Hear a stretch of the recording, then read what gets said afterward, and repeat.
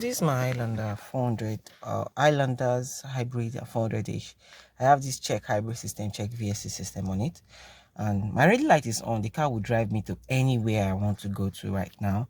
But immediately I shut the car down, it would not start again until maybe I reset the code or take out the battery terminals and put it back on. So I got to scan the car and discover that I have system isolation fault. Well, I believe that the isolation fault is actually from the battery pack area, because my detail code was giving me 526. If you look at this here, my car roof is leaking, and on the floor here you can see it's absolutely wet, it's cold. And I believe that it's a common issue with the RX400H and the hybrid Highlanders. The drain plug under the battery pack gets plugged and water gets to accumulate there, and you get into the relay system, and high voltage starts leaking into the car. I'm going to scan the car and show you guys the code now. So I've scanned the car now. You can see this is the code P0AA6, system isolation fault. The isolation fault can be from anywhere on the hybrid system, but through this freeze frame data here, you can get to know where exactly the isolation fault is coming from. And in a moment now, I'll be showing you guys the freeze frame data. You can see this is the freeze frame data. These are the battery codes. You can see all the battery block voltage are fine, quite all right. If you look at this detail code here, we have 526, and I'm going to show you guys on my old data what each detail code means and how you can narrow down your fault. You can see here that it's giving you 526. This is what only TechStream can do, and certain high-end scan tool also does that. So I'm going to be opening up the battery pack and showing you guys exactly where the isolation fault is coming from. You can see down here is also wet. I'm going to be opening the battery pack. I suspect that the fault is from the battery. It's something that I've done several times, and sometimes your isolation can come from other places other than your battery pack itself. This car will take me anywhere right now, but if I shut the car down now and I try to start it, see, the red light is not coming up, because the P0AA6 is very tricky. That you must need the information code to get where the isolation fault is coming from. If you check here now, you can see the INA, this information code, the detail code 526 means that insulation resistance to high voltage cycle to body is decreased, and these are the possible cause. They can be, this 526 information code says the leakage can come from anywhere around this area: hybrid transaxle system, battery smart unit here. While if you get the detailed information code 611, then your isolation is coming from your compressor assembly. So you need the detailed information code to actually rightly diagnose this P0AA6, one of the most tricky fault to fix on the hybrid system. But my own car now is having this 526, but I'm suspecting that it's from the battery, from this HV battery. So it is from this HV battery, because my car is actually leaking, and I'm sure that the drain plug under the battery pack is plugged. I'm going to show you guys. I'm about taking out the battery, and first taking out the battery, what you need to do is take out your service plug. Service plugs are right around this area by the seat side here. So you first of all take out this trim panel here by pulling up like this, just moving it to one side, pulling on this a little bit like this, pulling one side, then you pull out your service plug by tugging on this lever here and pulling it out. And this is a service plug. Just put it away safely so that nobody else can come and access it and install it on your car. Keep all the trims that you're taking apart safely somewhere. So what I'm going to do next is taking out these trims here, covering the seats, because I'm trying to take out the seats, because the battery is under the seat here, the rear seat here. Take this one out here. This one is already missing, I don't know how. And I'll take out this one here as well. You're just pulling on it like so. It's a stock. Yeah, it's out. Then the last one too, you just apply some pressure and they're out. After that, you know that what you're taking out is this 14mm bolt. This one here, and this one here. then this one here, then there are some at the back here which you fold the seat like this to get access to. But before you do so, you first of all lose these front ones out. Pick them up.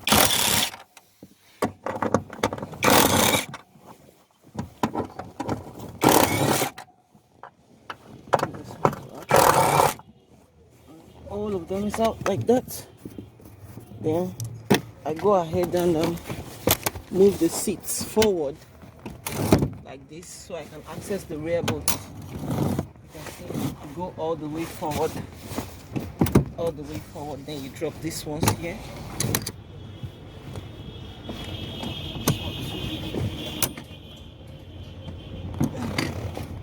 You drop it. So after dropping it, you can access this boot here at the back here. You can see, take out this trim. This trim, they are not interchangeable, so you have to keep them properly. So taking out this one here, just pull on it with a screwdriver and just plug on it like this. It's out. This one as well. Screwdriver is out. The last one here, like so, and it's out.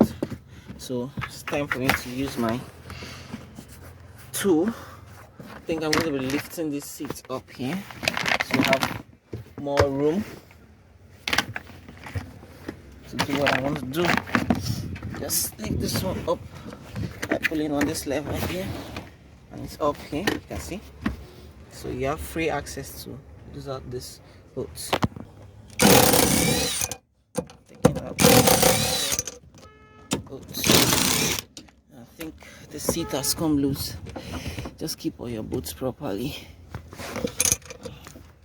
These are all, I think there are 6 of them. Yeah, 6 of them over there. So it's time for me to take out the seat. There's nothing difficult. The seat is already out like this. I'm just going to raise them up, come up. Alright, so bringing out the seat is not so hard. Just drop this here, and comes out like so. After taking out the boot, yeah, just comes out so easy. Yep, it's out. The next one is taking out this one too. It's also the same way. You just lift it up and it comes out. So now the seat is out, as you can see. And this is the battery over here. But all you do now is take out the seat belt here with the same 14mm seat belt holder. Wiggle it out of the way, as the bolt is quite different to the rest.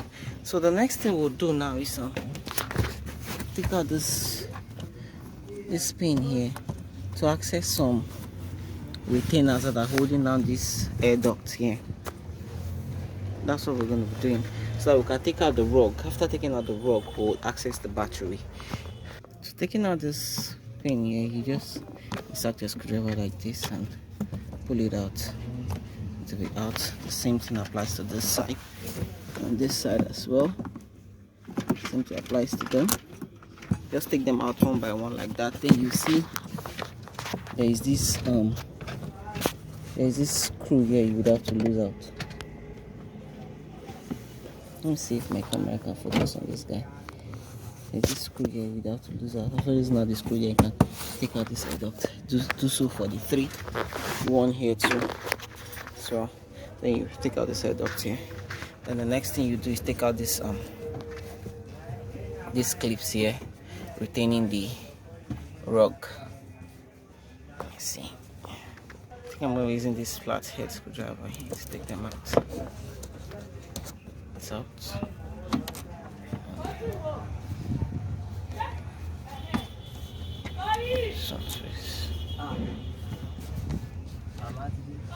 Yep.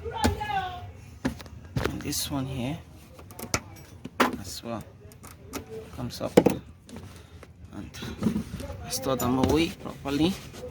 Away, I can now pull up this rug from this side here. You can see. I'm going to be opening this side too, just to have access to tugging out the rug, because you can see the rug is right under this guy here. It's difficult doing them with one hand. Yeah, very hard doing them with one hand.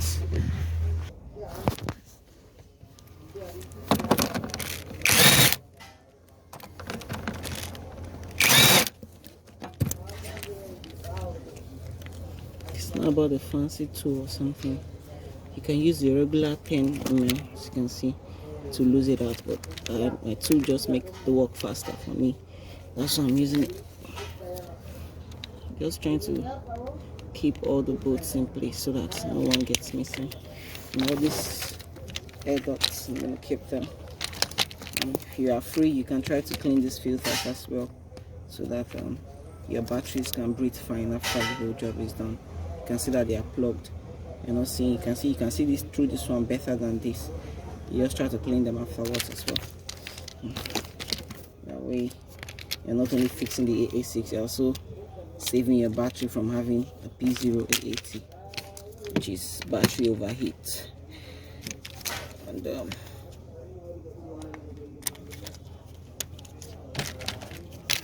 keeping all these bolts intact is what I'm trying to do. There's something I need to show you guys. Look at underneath here.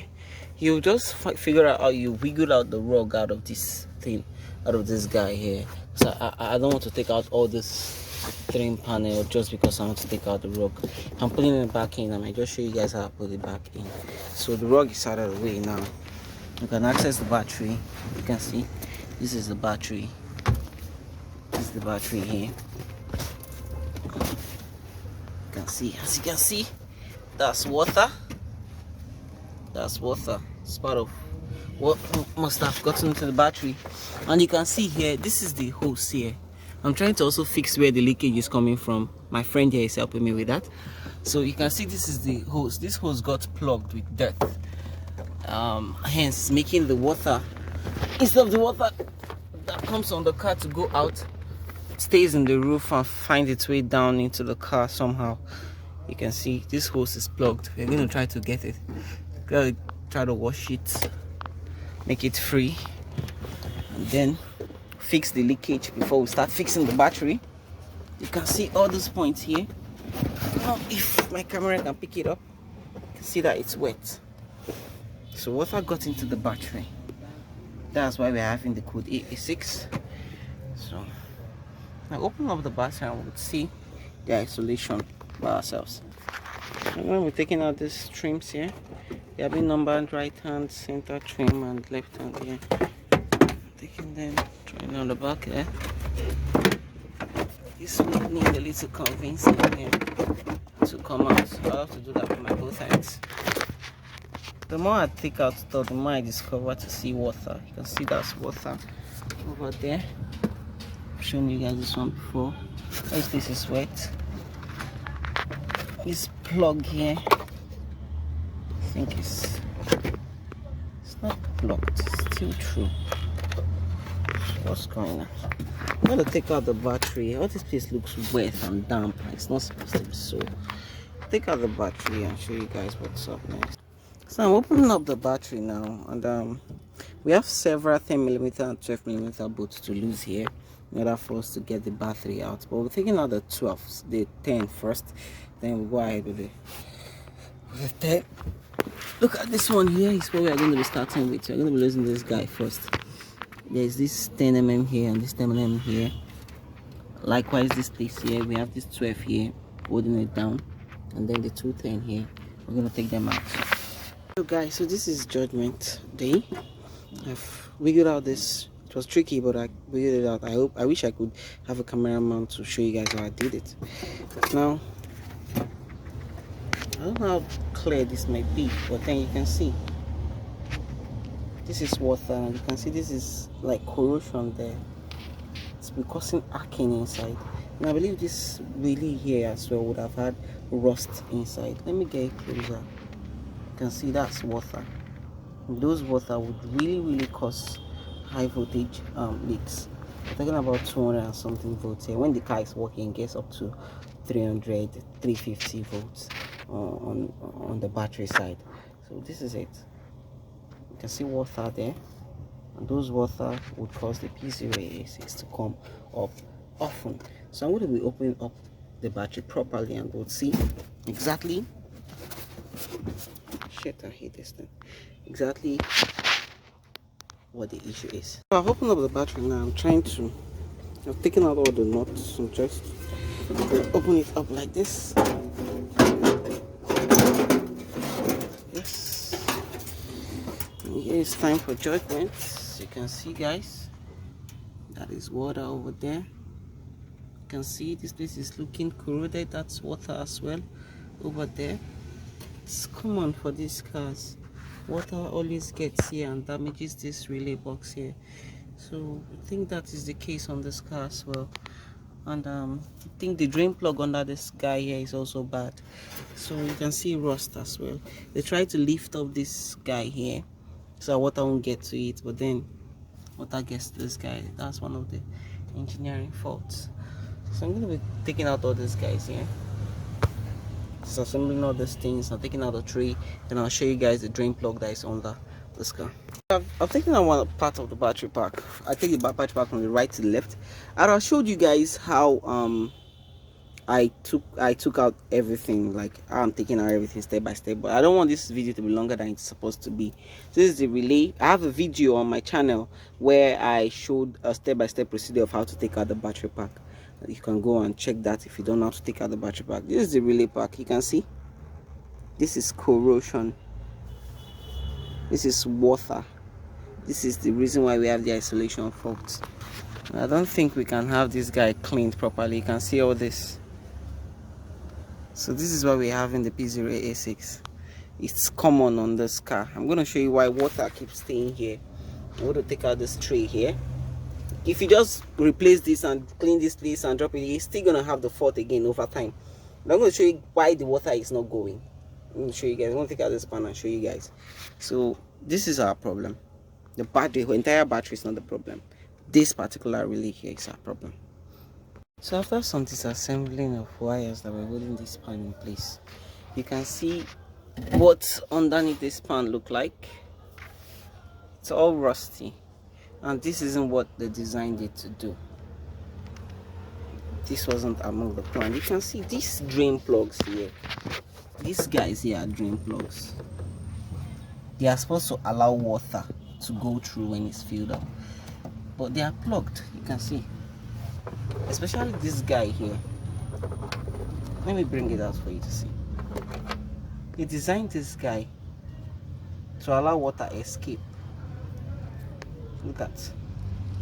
It's supposed to allow water to escape, but you can see inside it is already plugged with dirt.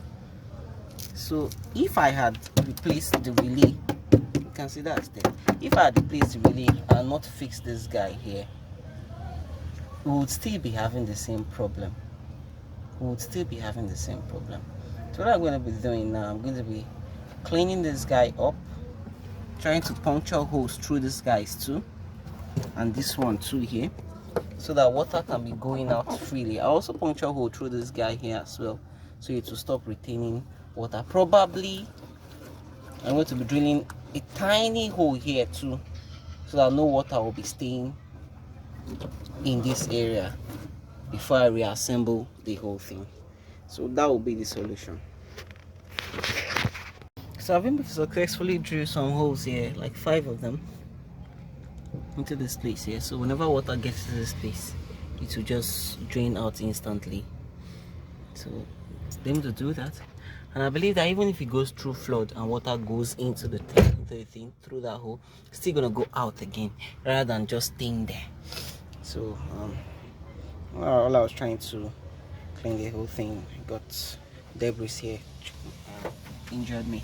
So I'm going to plug this place back and just also put holes through them as well, and clean this place up and start reassembly again before I go to attend to the whole relay repair. So I'll be able to take about the relay, and you can see what's going on here. There's a lot of corrosion and high voltage leaks here. So let me go back a bit. a lot of corrosion, high voltage leaks here.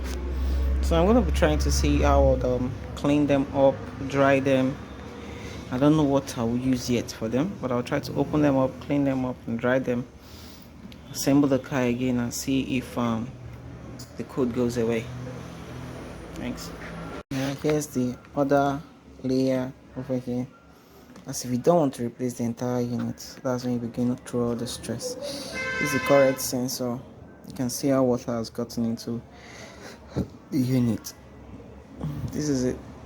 It's surely gonna be that isolation fault. Look at it. I'm gonna have it cleaned up and see what we get out of cleaning it up. So I've been able to manage to clean it up one way or the other. Not that clean though, but it should do the job. It should do the trick. I've assembled it back now, and I hope it works this time around and we don't get the isolation fault again. I hope. I've been able to reassemble everything back. As you can see, I've cleared this plug and I've made 3 holes there for that to go out. So I'm assembling everything back in the universal there.